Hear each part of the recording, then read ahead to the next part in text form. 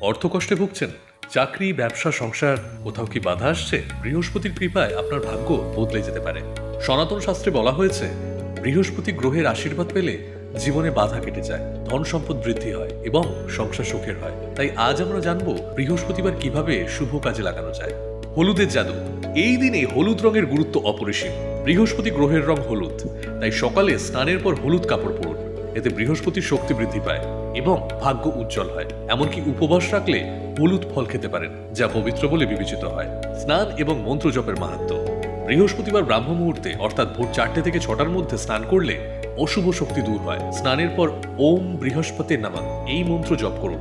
বিশ্বাস করা হয় এতে ধন সম্পদের অভাব দূর হয় এবং জীবনে শুভ পরিবর্তন আসে। ভগবান বিষ্ণু ও লক্ষ্মীর পূজা।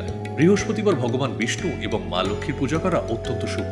তারা সম্পদ এবং জাঁকজমকের প্রতীক। এই দিনে লক্ষ্মীনারায়ণের মন্ত্র পাঠ করুন এবং বৃহস্পতির ব্রত কথা পড়ুন। এটি বিবাহিত জীবন সুখের করে এবং পারিবারিক সমৃদ্ধি আনে। ঋণ এবং লেনদেন এড়িয়ে চলুন।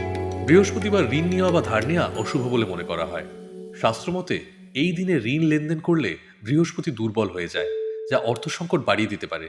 তাই আজকের দিনে লেনদেন বন্ধ রাখুন এবং সম্পদের সঞ্চয় মন দিন। এই বৃহস্পতিবার থেকেই এই নিয়মগুলি মেনে চলুন এবং নিজেই পরিবর্তন অনুভব করুন। আপনার যদি এই তথ্য উপকারী বলে মনে হয় তাহলে ভিডিওটি শেয়ার করুন এবং কমেন্টে জানান